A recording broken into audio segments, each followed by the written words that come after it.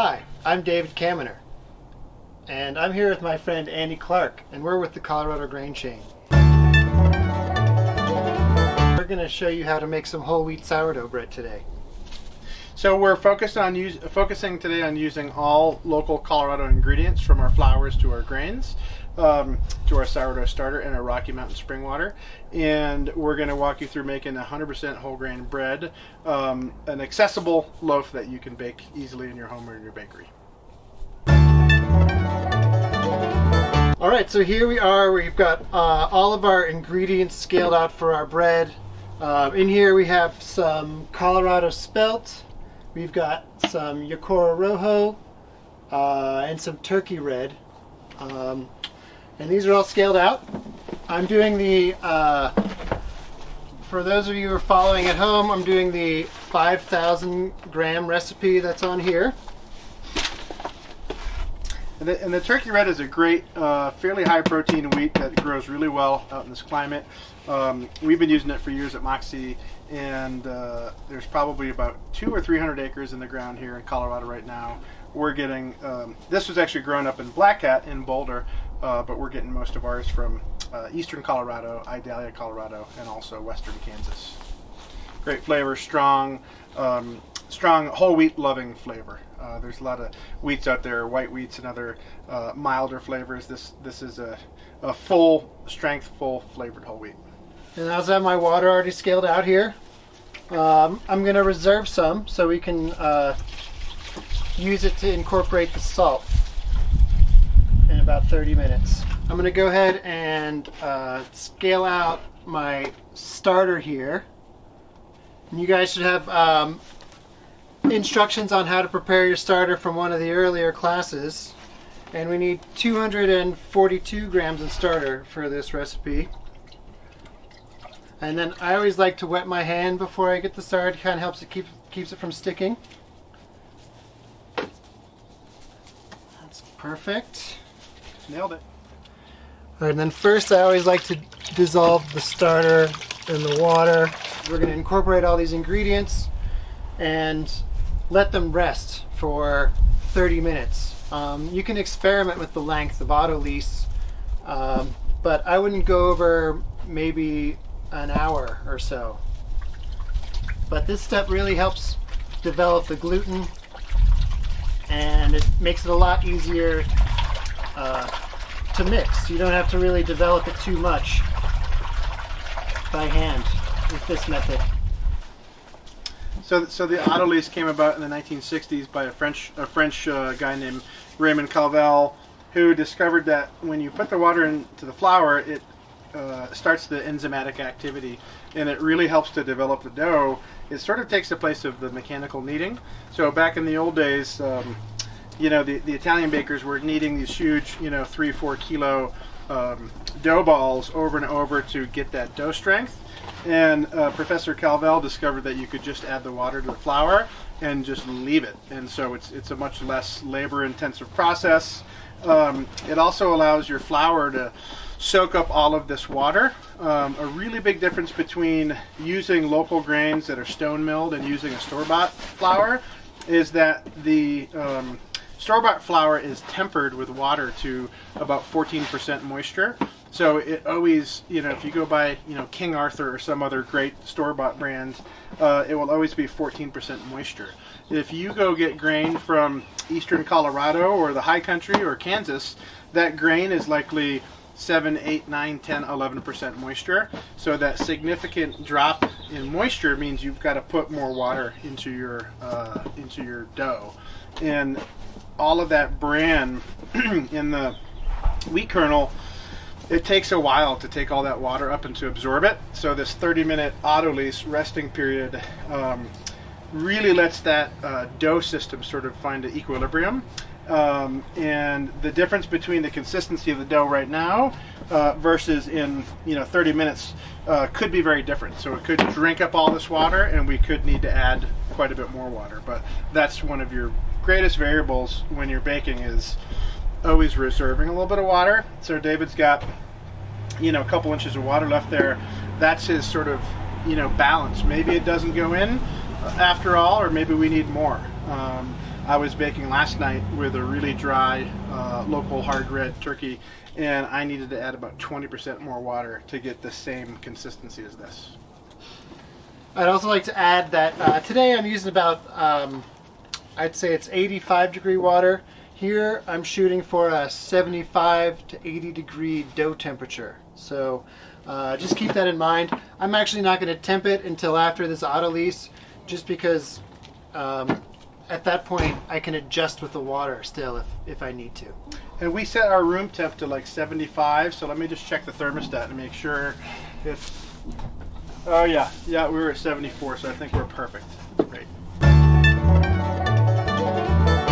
Okay, so we have our autolyse here. We're going to let this sit for 30 minutes today. And in that time, we're going to utilize our time by making some polenta. We have a beautiful organic blue corn from the same farmer in Idalia, Colorado.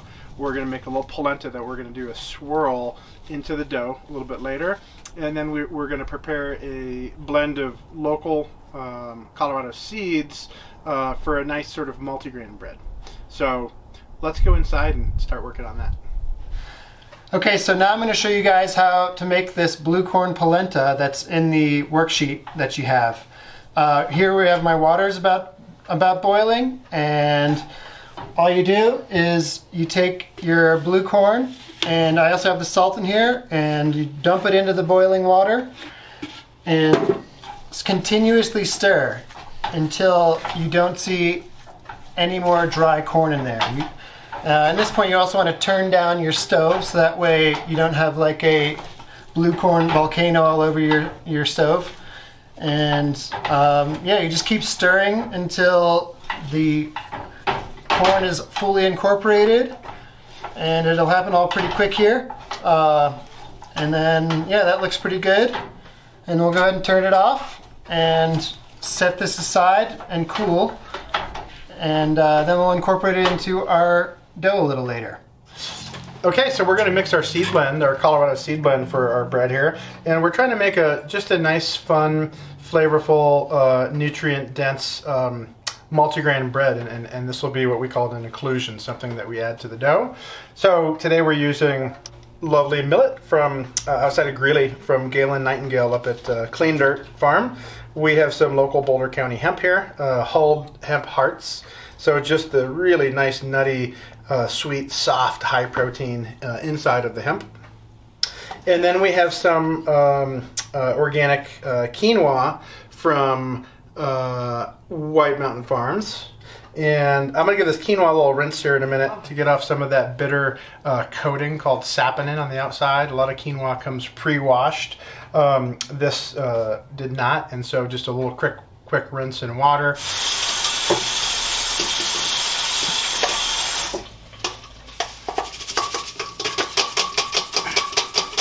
When I was a kid, I used to pan for gold. Find little nuggets in the river. Okay, I think that's about good. Again, you can see some of that discoloration in the water.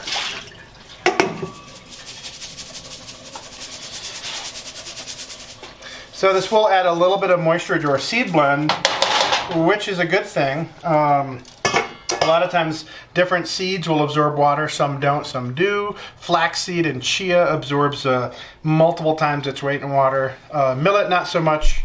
Hemp seed, just a little bit. And quinoa, not a bunch, unless you cook these items. But we're going to just kind of blend this together here. Let that moisture find its happy place. When we mix breads with walnuts and pecans, we'll often put about 1 part water to every 10 part nuts, or about 10% water. Otherwise, those nuts will actually rob some moisture from your dough, and you'll put them in your dough, and you come back in an hour, and your dough will be really stiff and dry.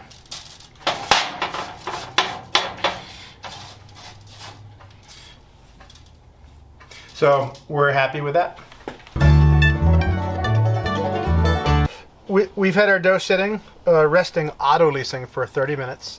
And it's really kind of a miracle what happens when these enzymes get activated and they start to work on the dough. So I can pull this dough up here, and I can almost pull it into a gluten window. I think you really have to adjust your expectations when you're working with 100% whole grain bread. We've all, become so used to making white breads that have all this dough strength and high protein flour that's completely void of nutrition and flavor. And as we get back into baking the way it was 30 years ago and the way it needs to be again, using 100% whole grain, the fact is that your dough is going to be, your bread's going to be a little bit denser, it's going to be a little bit chewier, and it's going to be a whole lot more flavorful. But it requires some kind of careful attention to each step along the way. So when we bake, we'll check at the end of our dough development for our gluten window. And it's kind of like blowing a bubblegum bubble. We take a piece of dough and we just gently, very, very slowly stretch it out. And what we're looking for is trying to see how much of that gluten can create a little translucent window. In typical white flour baking, you would take your finger from the back, pop it through, and then you would look at this tear. And if the tear was really jagged, that would mean that you likely were underdeveloped on your dough. If that tear is really smooth, kind of like ours is, then you've probably reached the appropriate level of mixing, and you can move forward onto your bulk fermentation.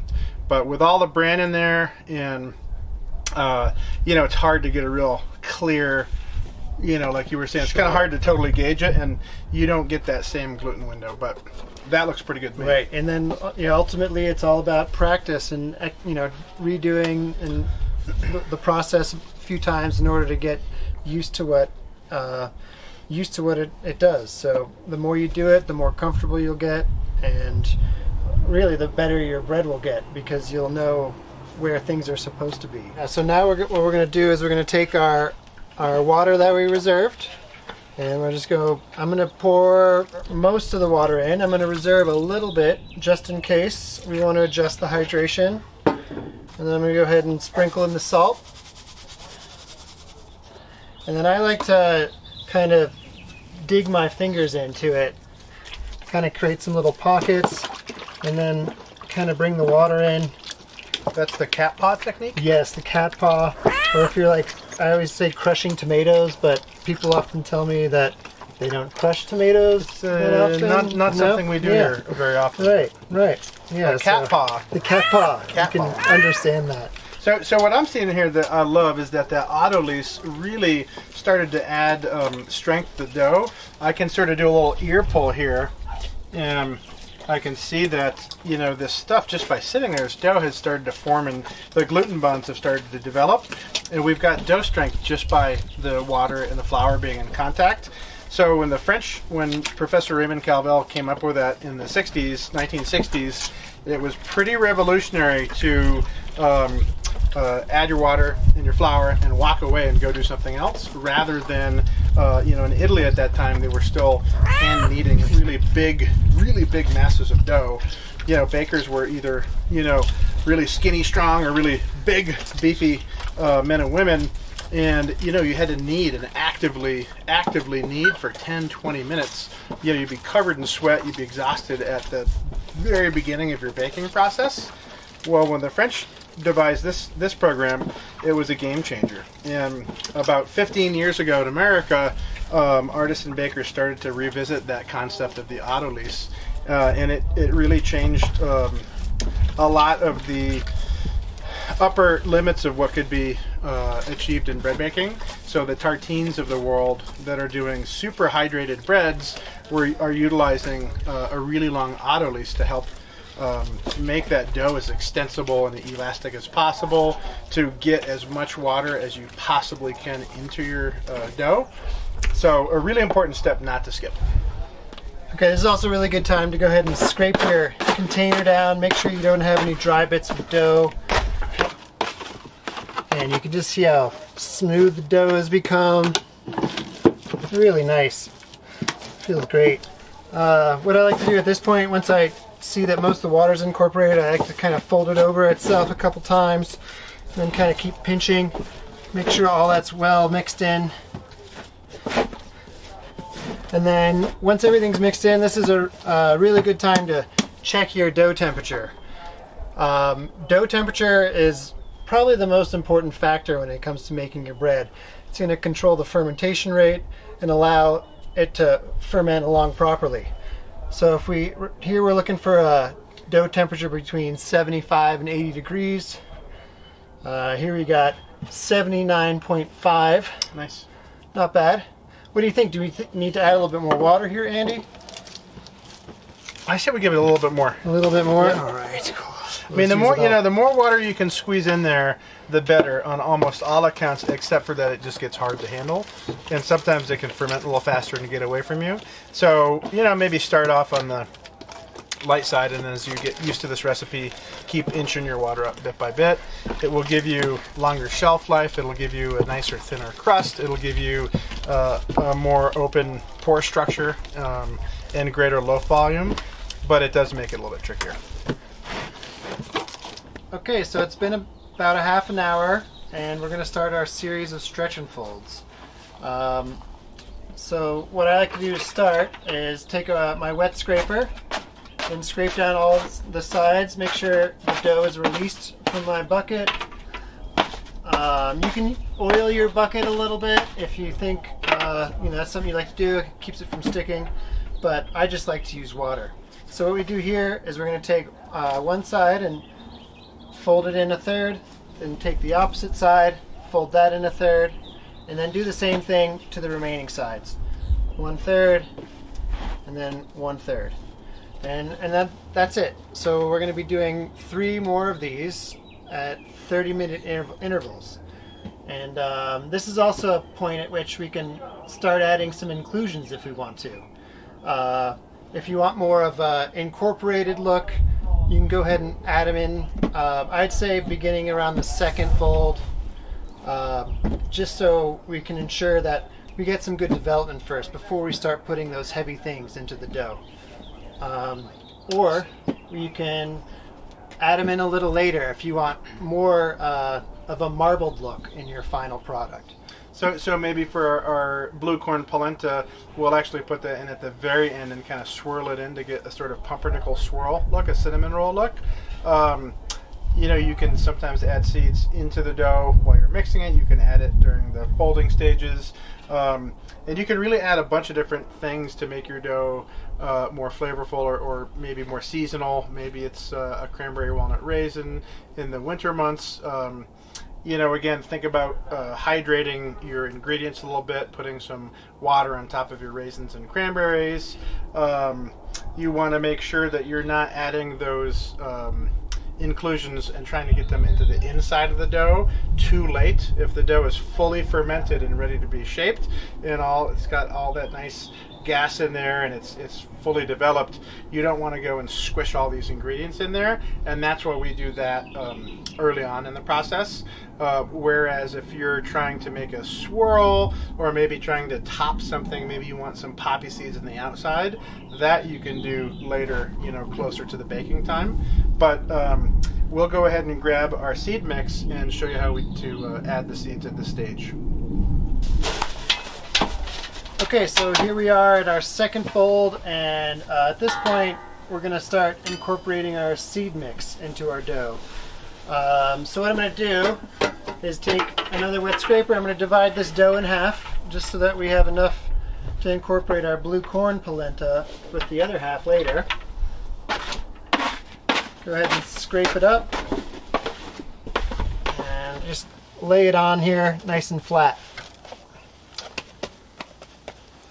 And then what I'm going to do here is kind of roll it up under itself, so that way those seeds get really nice and layered in there. And that way we're also being real delicate with our dough. We don't want to squeeze them in and knock out all the bubbles and disturb all that gluten we've developed. Plus we've got 2 more folds to do anyway, so right. All of these loose seeds will end up getting included in there so no need to go crazy right now. Right.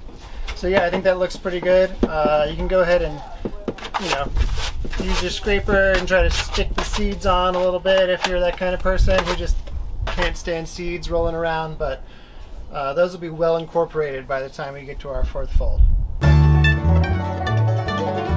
Okay, so we transferred our dough into a smaller container to keep it warm and to give it a little bit of strength and some holding up during its fermentation. Pop the lid off here. I also marked the level that the dough was at when we put it in here at the beginning on a little piece of tape, and you can see that black line is about halfway up. It's doubled in size, and that's how one of the ways I know visually that this dough is ready to divide. So I'm going to use a little bit of flour on my bench top here.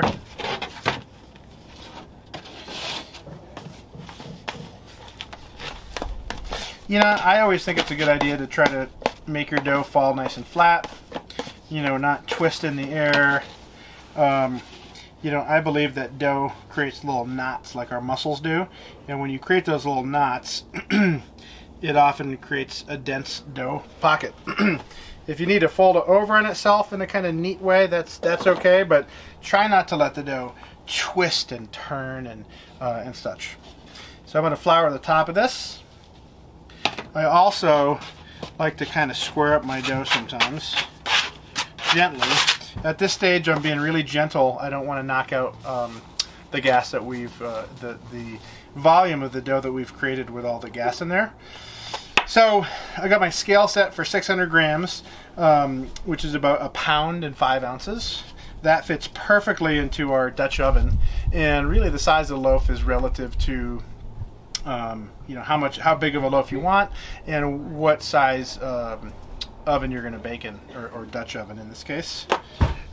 I'm going to cut it, trying to cut in as few of chops as possible. So that's pretty good. Yeah. I mean, you know, with this scale, yeah, you want the balance to be perfectly even. So you just nailed it right there. See how this one goes. So 1 more cut, 2 more cuts, and that's kind of typical between 1 and 3 cuts. The more little pieces of dough that you cut, the more that you're penalizing the final dough volume. So try to be conscientious of that. So I'm going to cut 2 big bowls, and then I want a bunch of little rolls. We're going to show you guys how to make some small rolls in your oven. I'm going to cut these rolls at 100 grams, which is about 3.5 ounces. See, the balance scale just did a fast thud. So that was too much. You just want it to kind of go down very softly. So 1 roll, 2 roll. It's nice to use a balance beam. It's way less, you know, kind of neuroses inducing, because you're not staring at a little digital screen. Once you get used to that balance just gently falling, it's easier to get a good handle on it.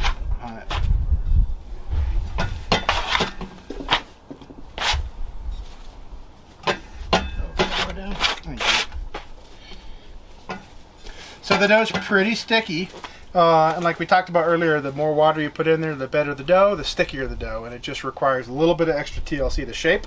So I'm going to hand it over to David to walk through doing our pre-shape here. Okay. All right, so for the pre-shape, I like to do it pretty simple. I'm going to sprinkle some flour down just to keep the dough from sticking. And then you also notice what Andy did whenever he put these down on the table, is he put those smaller pieces underneath. So I'm going to go ahead and flip it up so now that those pieces are on top, and I'm going to pre-shape it exactly how I did with the folds we did earlier. So I'm just going to take it 1/3 over, another third over. I'm going to rotate it, fold another third, and then rather than taking this other third over, I'm just going to roll it up onto that seam, and then go ahead and let it rest on a floured surface like that. Alright, so then one more time. Once again, flip it over onto that nice smooth side. 1/3 over, 1/3 over, rotate, 1/3 over, and then roll it up onto that seam. That's how I like to do it. Do you want me to go ahead and do the rolls, or would you? Yeah, let's rock some rolls while we're at it. Do you want to? Okay. These, I mean, you can do them really simply. Just kind of roll them up, and keep it nice and easy like that. Yeah, I mean, I guess a lot of people don't even bother pre-shaping the roll. Right. But right. I think it's good practice, you know, and it will also follow the same time frame as your other dough. Well, I wasn't necessarily saying, you wouldn't necessarily call this a pre-shape. You could let this proof and bake it. Final. Maybe if you found that they were still kind of sagging, you'd want to go ahead and roll them again. But it all depends on what look you're going for. At this point, our dough's so well fermented that we could even say take this nice square piece and bake it like a ciabatta style, real simple. It'll obviously just give you a different look, but depending on what you want, you know, you've got a lot of options here. So yeah, just go and roll it up, real simple. And then like in professional bakeries, what they do is they'll roll it like this. This technique takes a little bit of practice. But it's definitely the fastest way, and you know, you can do it with 2 hands once you get real good, and that gives you a nice tight shape as well. Okay, so we panned up our rolls. You know, I like to give them 3 or 4 fingers space between them for a nice even bake, and so that they don't grow into each other. Put on a piece of parchment here. I'm gonna go put this in a warm, we have a proof box inside. We're going to pop it in there. At home, you can cover it loosely in plastic. You may want to tent your plastic. You know, maybe put a pencil or something here. It takes saran wrap over it, so it's not directly touching your roll. It doesn't stick on there. So this will go with the proofer for maybe an hour or so before we put it in the oven, and then we'll go ahead and shape these pre-shapes into their final shapes.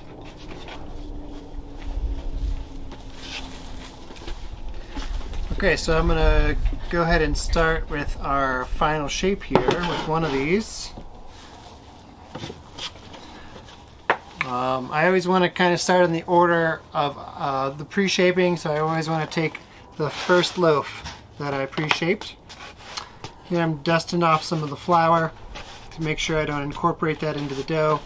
I always kind of take and evaluate my loaf a little bit before I go right into shaping. It's important to look at it and kind of see, maybe you want to pick a side that looks better, but it's pretty, you know, it's always nice to just take your time.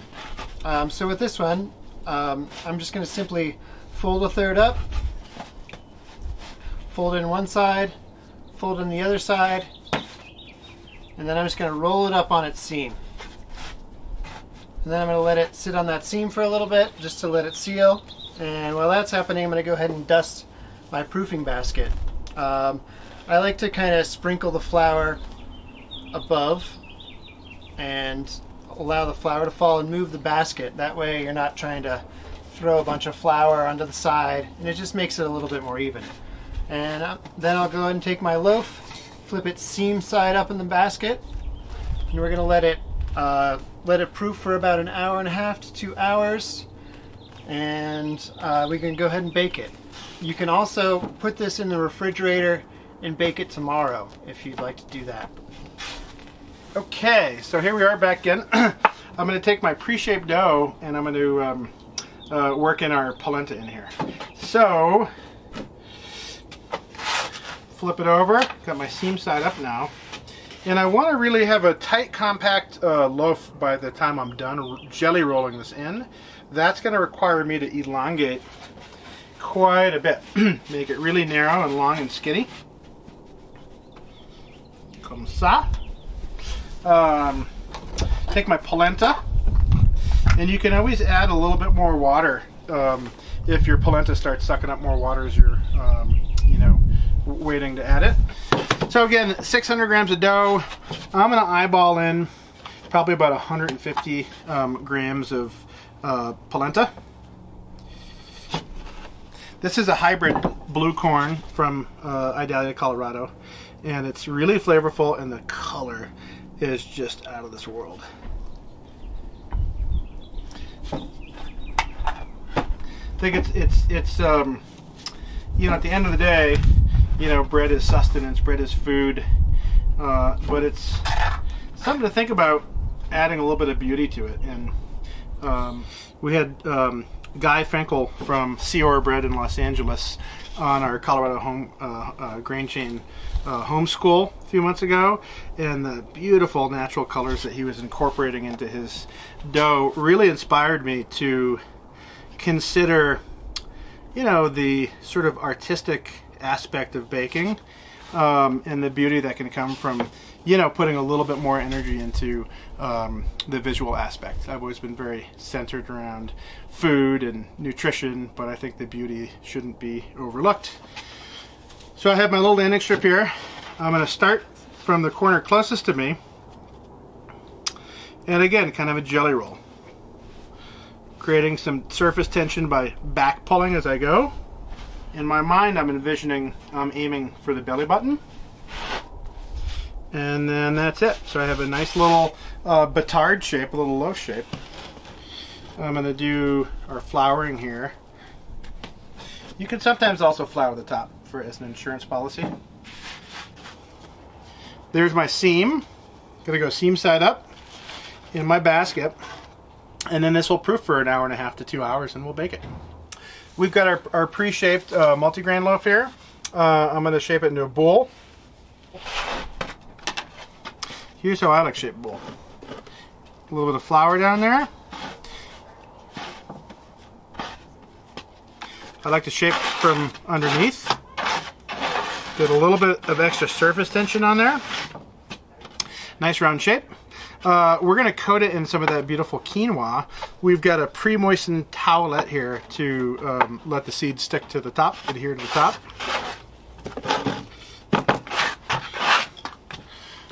I like to do a full roll in seeds. It's sort of a typical German style for their little brioche breakfast rolls. You get a really beautiful toasty flavor on the underside of the roll especially. So I've been doing that on all of our seeded breads for a long time.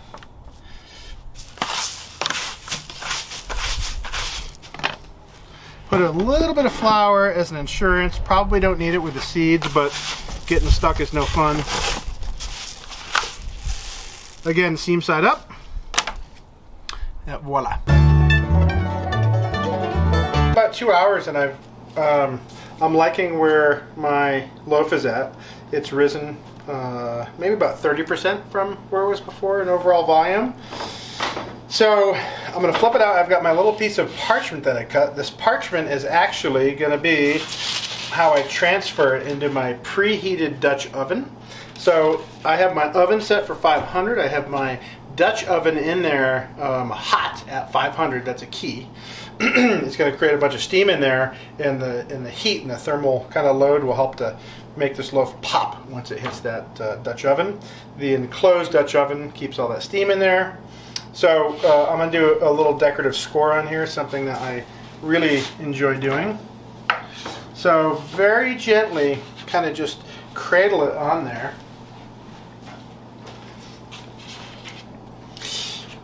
But do what I like to call a box cut, square. I have this is a lamb. This is a razor blade. We buy ours from the San Francisco Baking Institute, sfbi.com. They've got tons of great baking tools. And this is about little staccato cuts. Nice short blade. And this is just sort of a riff on what I interpret wheat to look like.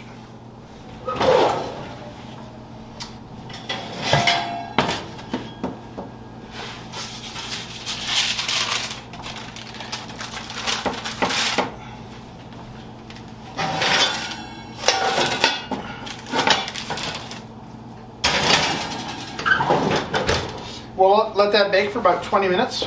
We'll check on it at the 20-minute mark. I'm going to crank the oven temp down to 450. Now that it's been preheating, we'll remove the bread at 20 minutes and let it bake open in there. Okay, so I took the lid off at the 20-minute mark and let the loaf bake for another approximately 20 minutes.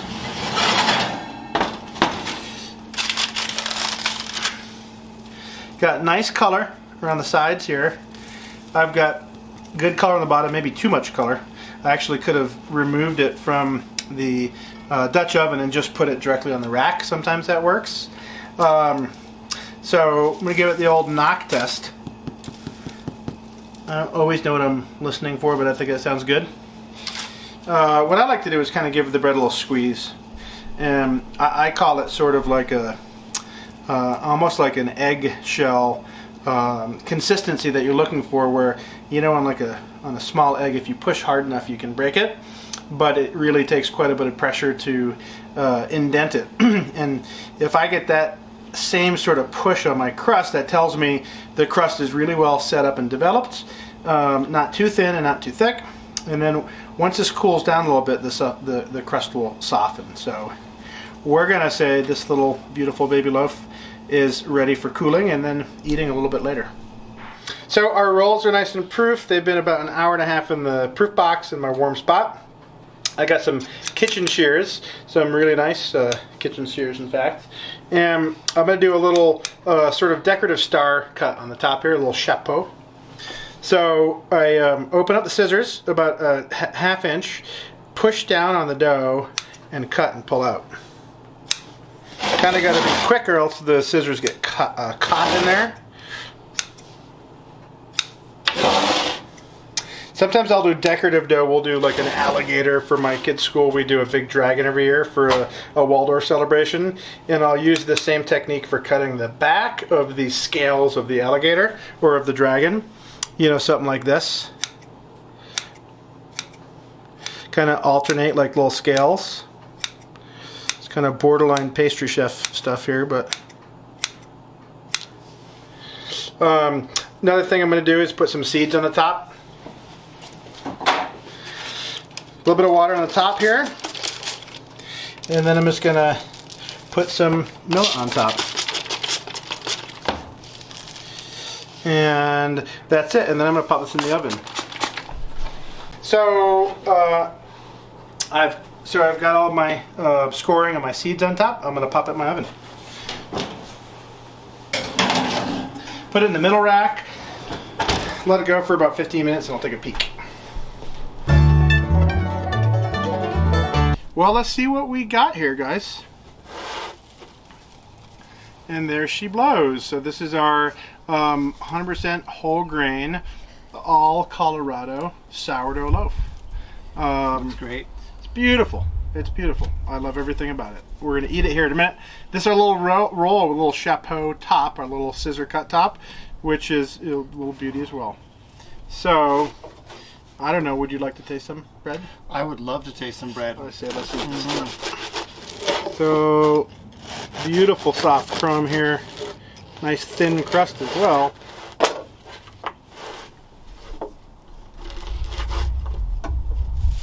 Thank you. Cheers. Well done. Cheers.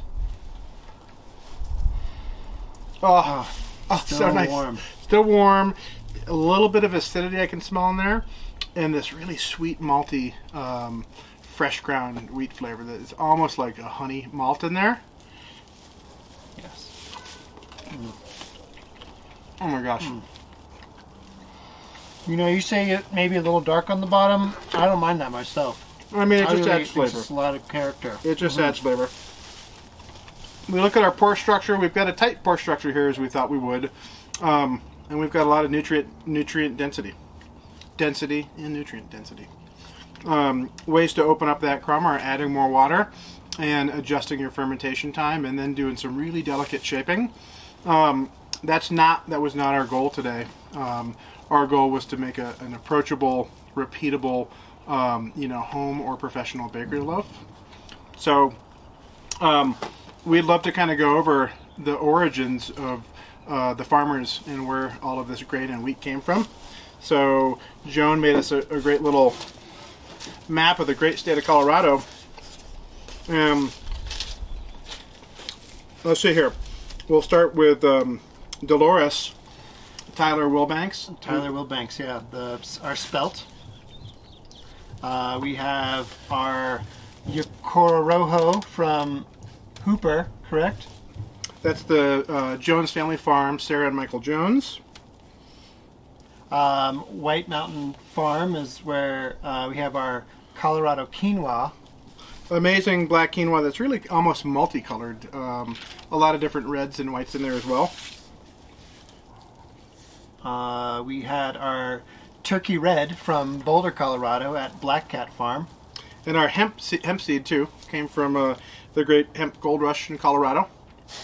Down in Denver. What came from Denver? I think that's just where we are right now. That's all. We're here in Denver. Yeah, we're here today, in Denver. guys. Welcome to Denver. We had some sterling. Is that where the millet came from? From Galen Nightingale out at Plain Dirt Farm.